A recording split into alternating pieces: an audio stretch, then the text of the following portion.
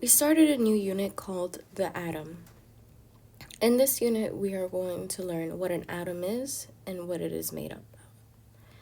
So let's get started. Here you have the structure of an atom. You can see that we have these circles. These are called orbitals.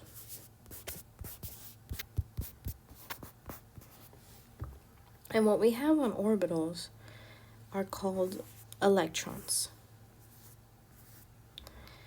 Electrons are negatively charged particles.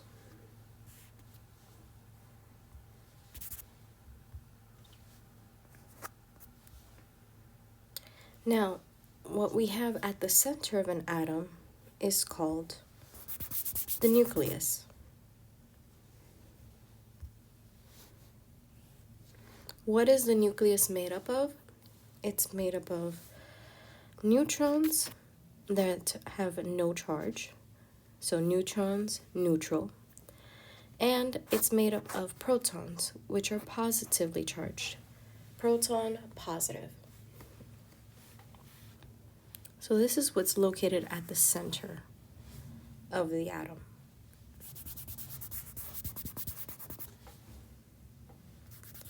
Okay, now we're going to look at these subatomic particles in detail. So let's get started.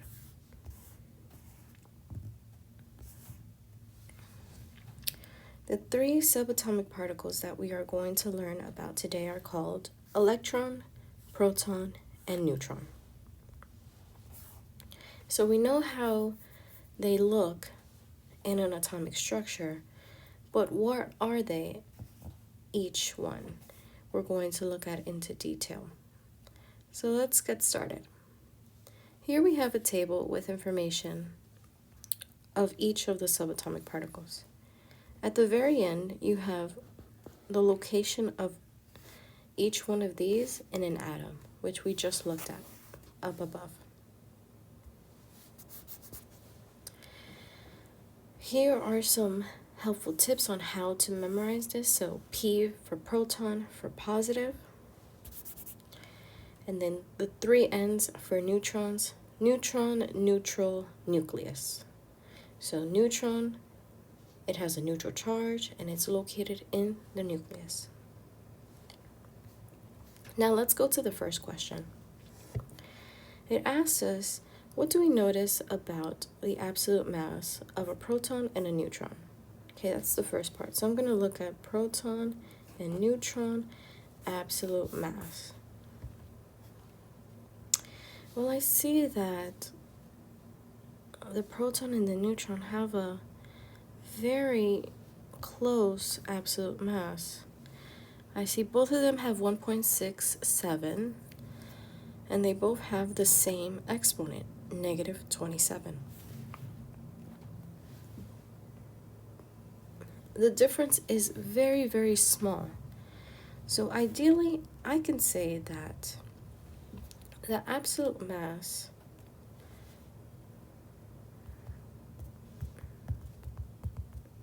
of the proton and neutron are the same. You could also say similar.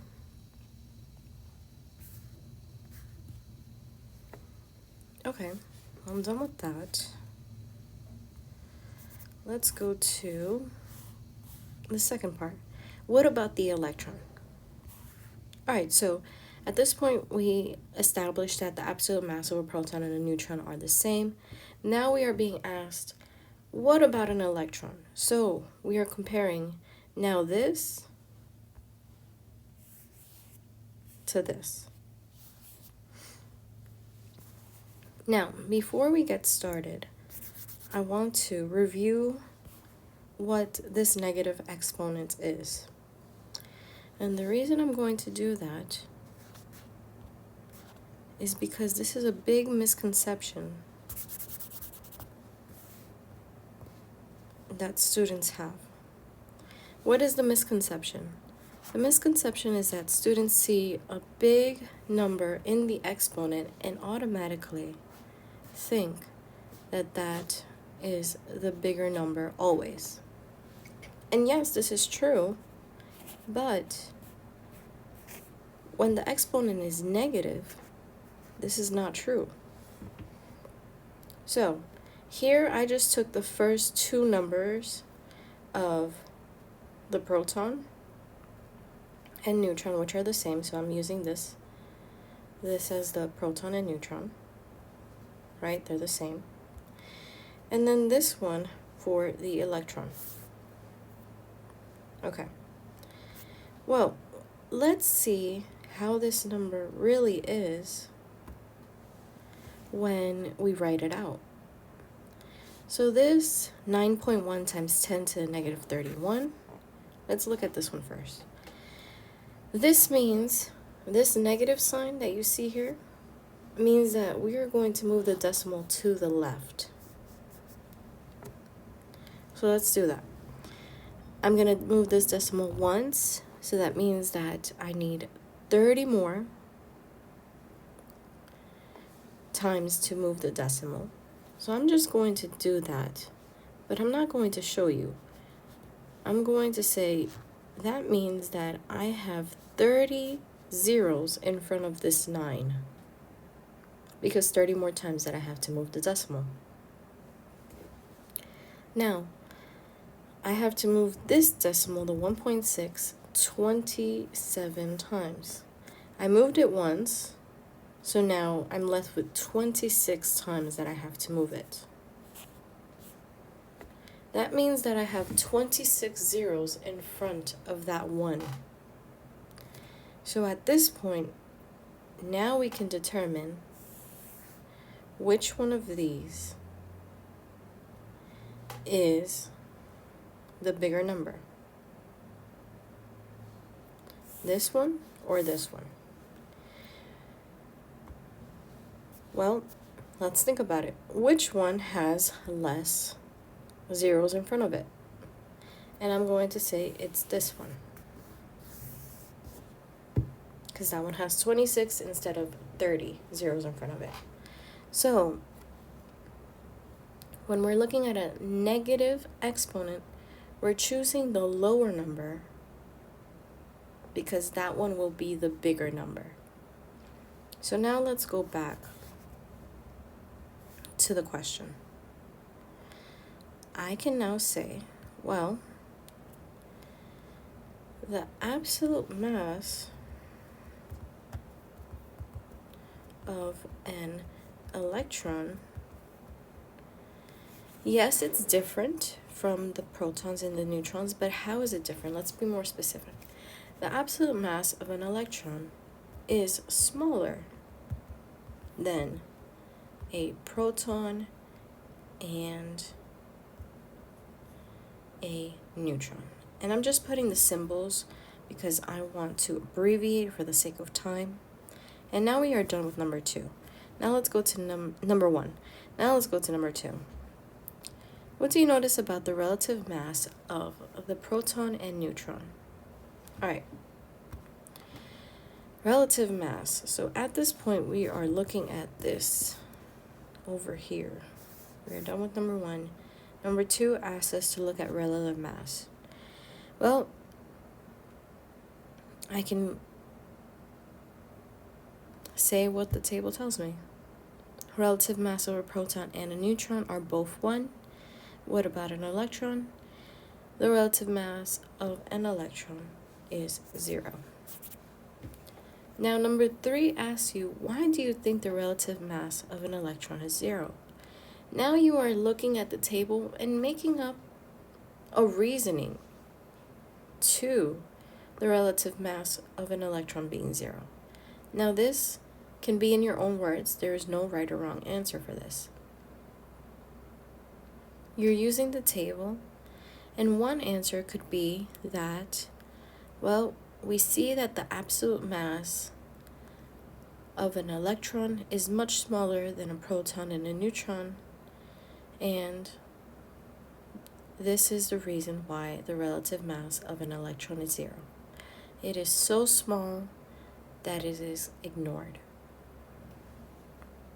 Okay, we are done with that part. Now let's go to the second part. Here, we have to read the passage that they give us, a little bit of information of what we're going to be seeing this unit. I'm going to go ahead and highlight what I see in bold. Atomic mass unit, AMU. This is a unit that you're going to be seeing in this chapter, Unit 1. So, they tell me, what is an AMU? One AMU is the mass of one proton. Okay. So I'm going to go to the questions and I'm going to see, do they ask me what one AMU is equivalent to? And they do. So I'm going to put 1 AMU is equal to how many protons? They tell me the mass of a proton. So singular, meaning 1 proton. Okay, cool. And let's keep going. They also tell me, in this way we can discuss and use the masses of protons, which relatively speaking is the same as the mass of a neutron. Okay, so they're giving me another piece of information. They say the mass of protons, which is basically the same as the mass of a neutron. So I'm going to put 1 AMU is also equal to 1 neutron. Now, let's keep going. The atomic mass, also now they're defining, so let's put that.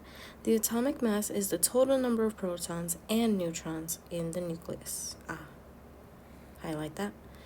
The atomic mass is the total number of protons and neutrons in the nucleus of an atom. The atomic mass is the average of all the masses of the different isotopes of elements. And we will talk about isotopes in later lessons, so do not worry. Now let's go to number 4. Is the mass of an electron taken into account for the atomic mass? Well, let's go back. The atomic mass is the total number of protons and neutrons in the nucleus. Okay, let's see. Is an electron taken into account? Well, no, it isn't. Why is this? We can go back to number 3, and our response in number 3 was that it's so small. So no, because it is very small.